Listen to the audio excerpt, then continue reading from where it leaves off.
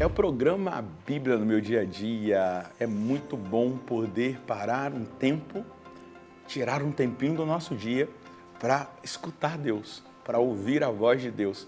O Deus que fala conosco hoje, grita no silêncio. É isso mesmo. Na leitura orante da palavra, ele grita nesse silêncio, nessa meditação, nessa contemplação da palavra. A gente só precisa estar atento, porque ele vai direcionando e nos mostrando o caminho que nós devemos seguir. A palavra é viva, é eficaz.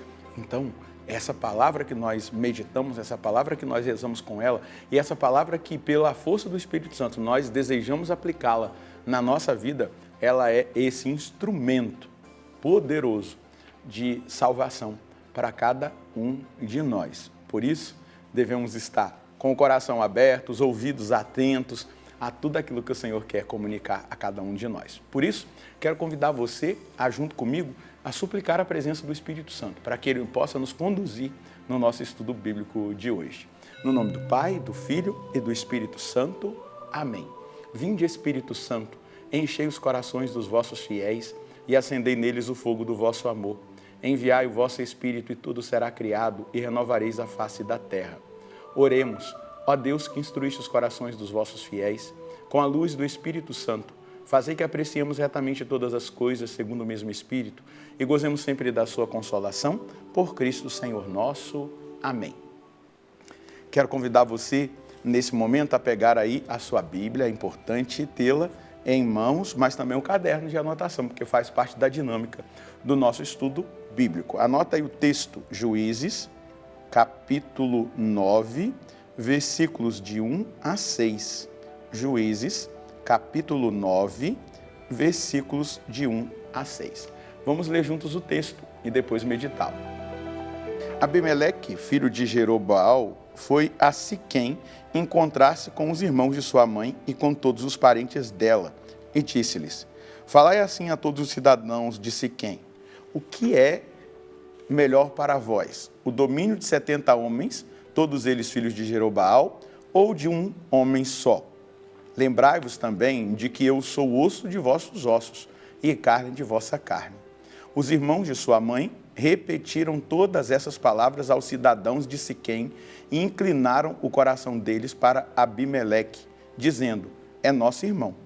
Deram a Abimeleque 70 moedas de prata do templo de Baal-Berite, com os quais contratou alguns miseráveis e aventureiros para serem seus jagunços.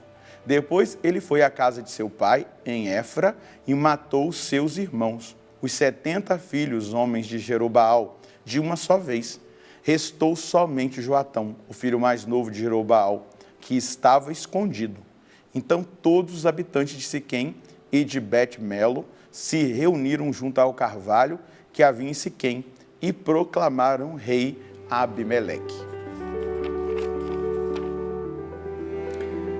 Vejam que tragédia, vejam que tragédia a ambição ela gera no coração humano. Então, Abimeleque é um filho bastardo.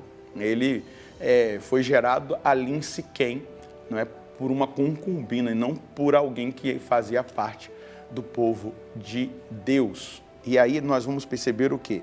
Abimeleque, né, com a realidade da atitude que nós acabamos de escutar, literalmente falando, né, ele vai deixar o ego ocupar o lugar de Deus no seu coração. Então, o ego ocupa o lugar de Deus. Isso é uma chamada de atenção para nós. O nosso ego, a egolatria, pode ocupar o lugar de Deus e a gente começa a se ver como uma resposta, a se ver como aquilo que nós não somos. Nós começamos a nos enxergar de uma forma muito elevada e aí a queda é violenta. Então, Abimeleque significa meu pai é rei. Esse é o sentido do nome de Abimeleque, mas a gente vai tocar aqui não naquilo que Gedeão fez, Jeroboal, né? Gedeão, ele não aceita ser rei, porém, ele acaba aceitando a riqueza e também ali toda a questão da influência. E ele já, em vida, desvia o coração do povo para aquela realidade do éfode. Então a gente vê aqui o drama da ambição. nós vemos nesse texto que nós acabamos de ler o drama da ambição. Abimeleque é um homem ambicioso e ele ambiciona o poder. Depois a gente vê a manipulação política. Ele vai até Siquém, onde é a terra dos seus antepassados maternos, né, dos seus parentes por parte da sua mãe, e ali ele vai fazer uma manipulação política. O que vocês preferem? Que vocês sejam governados por 70 que não são seus parentes, ou por um que é carne da carne de vocês, osso do osso de vocês? E a partir de todo esse contexto, acontece o fratricídio, né? Siquém significa ombro, significa apoio. Então ele vai buscar apoio político naqueles que estão entre seus familiares maternos. Então ele joga com medo, a gente percebe isso, né? A inveja e com promessas vazias, né? E o que ele recebe da parte dos seus? 70 moedas de prata que estavam ali como oferta a Baal, ou seja, ao ídolo, não é? E com esse dinheiro ele contrata assassinos com o dinheiro da idolatria. Para que ele contrata esses assassinos? Para matar todos os seus irmãos no altar de pedra. O altar de pedra é o símbolo do sacrifício, mas ele é usado como o altar do ego. Nós precisamos ter cuidado com o nosso ego, nós precisamos ter cuidado com a vaidade do nosso coração, com a soberba, com o orgulho, e principalmente começar a perceber quando o nosso coração tende a matar o nosso irmão, a nossa língua tende a matar o nosso irmão, a gente começa a destacar pontos negativos das pessoas que estão ao nosso derredor, com os nossos irmãos de igreja, a gente começa a matá-los, né? Não da forma que Abimeleque fez, matando ali com espada, sacrificando em cima da pedra, do altar, não, mas matando com o nosso olhar negativo, com a nossa murmuração, com as palavras negativas que nós usamos, desconsiderando os nossos irmãos, destacando e ampliando os seus defeitos. É exatamente assim que acontece. A gente vai convencendo as pessoas, é verdade, o Padre Roger não é muito legal não, ele tem esse, aquele outro defeito, e aí as coisas vão se ampliando e a pessoa vai sendo ali destruída, né, na sua realidade de boa reputação, e é exatamente o que é feito de uma forma física com os 70 filhos de Gedeão pelo seu irmão Abimeleque. Veja que coisa grave, isso aqui é muito grave, não é? Por quê? Ele precisava, para estar destacado, em primeiro lugar, elogiado, mais importante, ele precisava agir dessa maneira. E quantos e quantas agem assim no nosso meio cristão? Mas Abimeleque é um rei sem Deus, um rei sem unção, um rei sem vocação profética. Não tem validade, né? É um reinado que nasce do sangue, da idolatria e da ausência de Deus.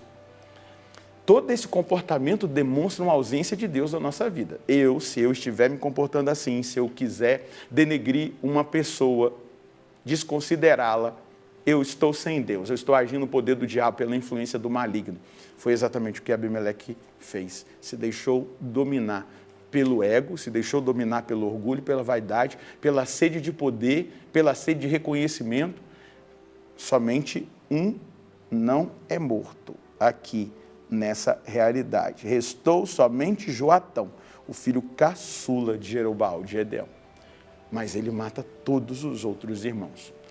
Se você perceber alguém que quer chegar no poder, quer chegar em lugares altos, em cargos, agindo dessa maneira, essa pessoa está sem Deus. Primeiro, ela não tem unção, ela não tem confirmação profética, ela está totalmente sem Deus. Nossa, mas eu vejo ele reto, pode ser até um padre, está sem Deus, está na carne, está agindo pelo ego, está agindo pela vaidade, por uma visão errônea que tem de si mesmo. E aí, quem tem uma visão errada de si mesmo começa a ter uma visão errada de todo o processo e de todas as pessoas. Todos aqueles que ameaçam a ele devem ser anulados, denegridos, perseguidos, humilhados.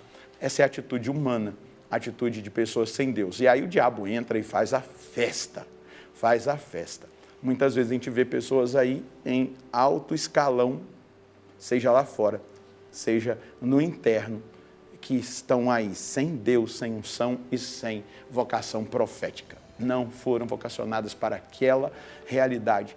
Se colocaram, se apresentaram, não foi Deus que apresentou. E arrotam unção, arrotam muitas vezes aí a presunção, são presunçosos. Isso não pode acontecer com a gente, meu povo. A gente precisa ser humilde, a gente precisa ser confirmado por Deus, a gente precisa ter Deus no nosso coração. É isso que vai confirmar qualquer realidade de chamado na nossa vida. Vamos lá, qual é a mensagem que nós podemos colher?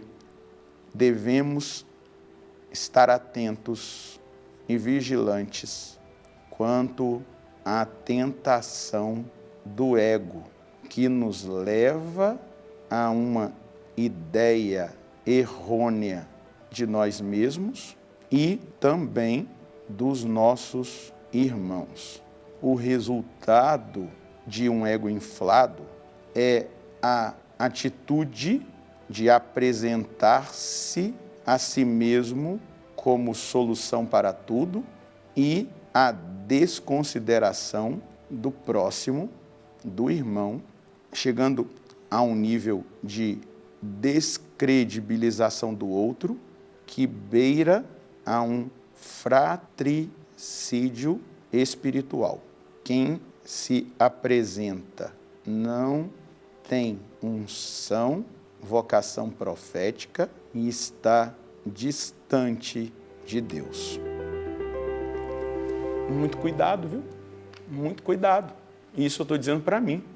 E dizendo para mim, eu digo para você. Muito cuidado, porque a tentação do ego, ela é constante na nossa vida. E o ego é matado pela humildade, pela humilhação. Se a gente não se humilha, Deus vai nos humilhar, porque Ele corrige. Mas a gente tem que tomar muito cuidado, porque muitas vezes a gente se apresenta a si mesmo, nós não estamos com Deus, estamos distantes de Deus quando assim nós o fazemos, nós estamos vazios, né, sem unção, e muitas vezes, e não é muitas vezes, é real, não há vocação profética naqueles que se apresentam e querem matar a reputação do outro para subirem e estarem nos lugares de destaque. Cuidado, vamos rezar para que Deus nos livre disso. Senhor, nós pedimos agora que o Senhor nos livre do ego inflado, da egolatria, que vai nos levar a nos apresentar a nós mesmos sem que o Senhor nos apresente, ou seja, estamos sem o Senhor, estaremos, se assim nós o fizermos, sem unção e sem vocação profética. Não quero isso para a minha vida e eu peço também, não deixa que isso aconteça com os meus irmãos. E o pior, como Abimeleque matou seus irmãos para que a gente se apresente, nós, nesse sentido de egolatria, matamos a reputação do outro, matamos o irmão no nosso coração, murmuramos, criticamos, levantamos falsos testemunhos, exatamente para denegrir a imagem do outro e que nós nos apresentemos a nós. Não deixe que isso aconteça na minha vida, não permite que isso aconteça na vida do meu irmão, da minha irmã, que agora estão rezando comigo pela força dessa palavra. Pela força dessa palavra que o Senhor nos dá a oportunidade de estudar hoje, livra-nos do ego inflado, da egolatria, da vaidade, da soberba, do orgulho e nos dê a virtude da humildade, nos dê a virtude, Senhor Deus, da obediência e principalmente da rendição total ao Senhor e à sua santa vontade. Amém.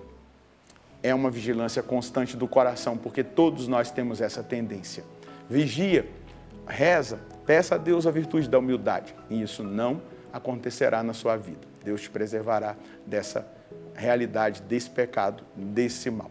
Deus abençoe você e a sua família. Nós nos encontraremos no próximo programa, se Deus quiser, no nome do Pai, do Filho e do Espírito Santo.